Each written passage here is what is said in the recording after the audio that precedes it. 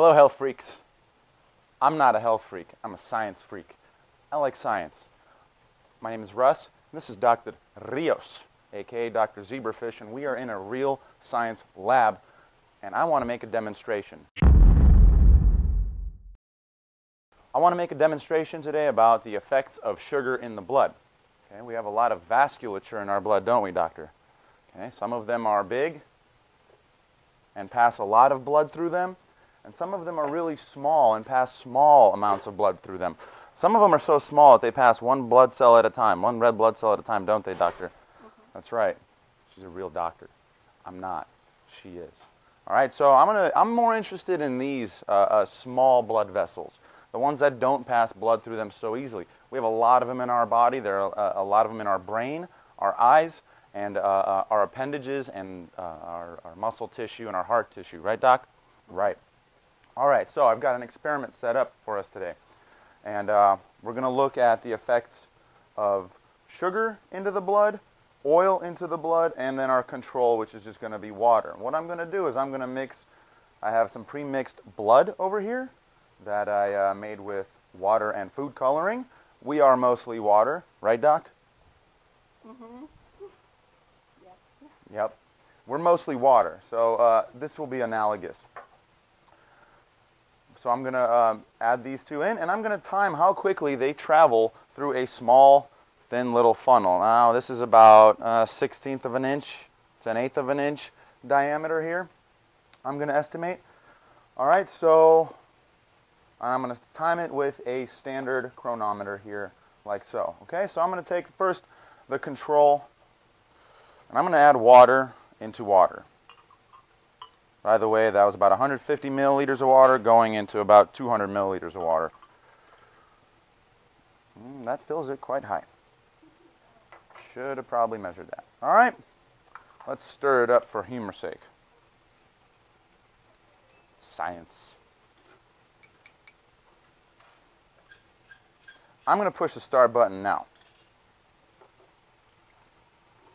As you can see, that flows pretty nicely.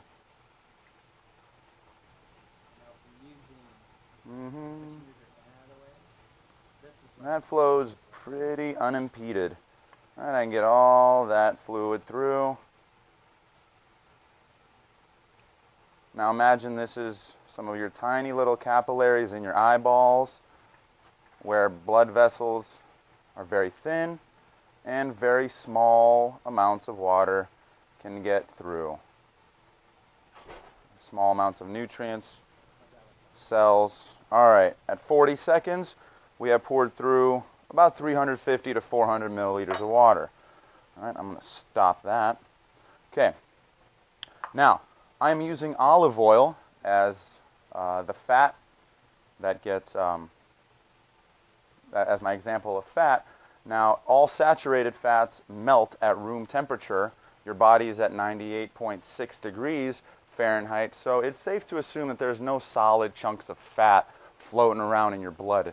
If there is fat in the form of triglycerides or fatty acids, it's liquid. Okay, so there's no fat chunks flowing around, as delicious as that sounds. All right, so I've got about 200 milliliters of olive oil. I'm using olive oil here. Got to stay healthy with the olive oil there. And 200 milliliters of blood. All right, so I'm just going to pour that in. Wow. Well, okay. Stir this up. Now, as we know, water and oil don't mix. So once again, this is humor value there. So let's time this just for fun. I'm going to start the clock now. And just pour that through.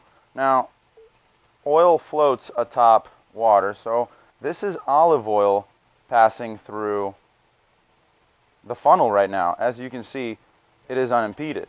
It is not sticking to the funnel at all. It is moving right through, not as fast as the water. The molecular bonds are a little tighter in there. Longer chains of molecules than water. But, you know, let's just keep doing this for fun. Okay, yeah, definitely not as fast as the water, but it is unimpeded. It is flowing smoothly. It smells really good. It smells like a salad. So for our third one, there's our blood. We're going to use honey. Okay, this is honey. Honey is a very concentrated form of sugar. Our friends the bees made it for us. All right, so I'm going to add the honey. This is just over 150 milliliters. I'm going to try to add 100 milliliters of honey into the water here. Maybe I'll add it all. All right, good enough. I do not want to make a mess with that. Okay, I'm going to stir it around. Wow.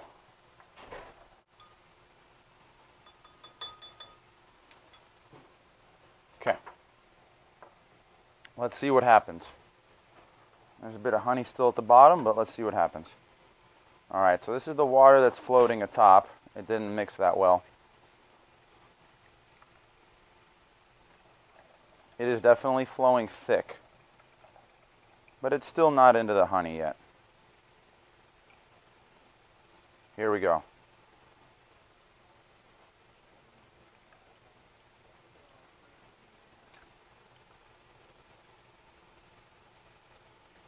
There we go. That is the honey mixed with the blood. It is just sitting there as the honey slowly oozes through. The honey and blood mix does not flow very easily through tight capillaries. So you can imagine when your blood gets very saturated with glucose, with all these sugars, it is not going to create a fluid that is going to flow very easily through tight blood vessels and vasculatures. So it is not going to be carrying nutrients to places that are hard to reach, like eyeballs, your brain, your legs. You see that? It does not flow. It flowed out of the glass decently, but once it gets constricted, it sits there. All right, good. So now imagine you have somebody who does not have good sugar regulation in their body. They don't have enough hormones to regulate the levels of sugar. Let's call this a diabetic. Their blood maintains a high level of glucose. It creates a very syrupy, very thick, gooey liquid that does not travel through vasculature very well. Let's say they have already existing clogged pipes, which create this slalom in their blood vessels. That's not going to flow very easily through them. So I think the point is pretty clear. Oil, yeah, it's slower than water, but it still flows smoothly. Sugar does not, okay? The sugar gets stopped up and doesn't quite clog, but it does not flow easily. So it is not going to reach the vasculature it needs to go to. All right, so I hope you guys enjoyed that little demonstration there. And take from that what you will. It's all in the name of science. Enjoy.